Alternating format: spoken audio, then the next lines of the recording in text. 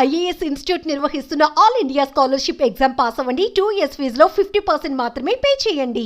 Instagram లో ఓ యువకుడు పంపిన అసభ్యకర మెసేజ్ ఆ అమ్మాయి ప్రాణాలు తీసింది. ఆ మెసేజ్ సారాంశం ఏంటో గానీ అది వచ్చిన దగ్గర నుంచి ఆ యువతి భరించలేకపోయింది. ప్రాణం ఉక్కిరి బిక్కిరి చేసేలా చేసింది. ఎంత ఆలోచించినా ఆ మెసేజ్ ఆ యువతిని వెంటాడింది. చివరకు ప్రాణాలు తీసుకునేంత పనిచేసింది. ఆ కుటుంబంలో విషాదాన్ని నింపింది.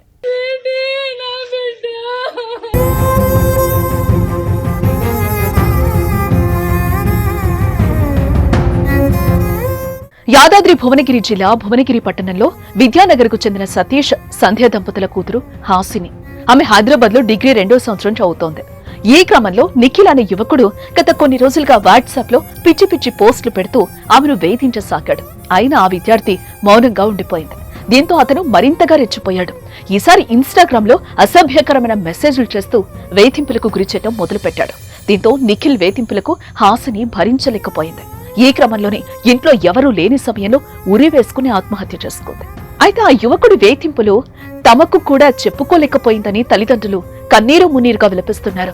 వాట్సాప్, ఇన్స్టాగ్రామ్లో అతని వేధింపులు చూసి తామే భరించలేకపోయామని, నీచమైన పదజాలంతో దూషించాడని, ఆ మాటలు తట్టుకోలేకే తమ కూతురు ఆత్మహత్య చేసుకుందని తండ్రి వాపోయాడు. తమకు న్యాయం చేయాలని పోలీసులను ఆశ్రయించాడు. శనివారం నాడు మా బామ్మది సీరియస్ అయితే హైదరాబాద్ దాఖల కొంపెలు తీసుకుపోయినాము. శనివారం, ఆదివారం 2 రోజులు అతని గురించి తిరగడం అయింది. నేను మధ్యాహ్నము మా భార్య అందరం కలిసి మేము ఇంట్లో ఎవరు లేము, మేము అందరం వెళ్ళిపోయినాం చూడడానికి.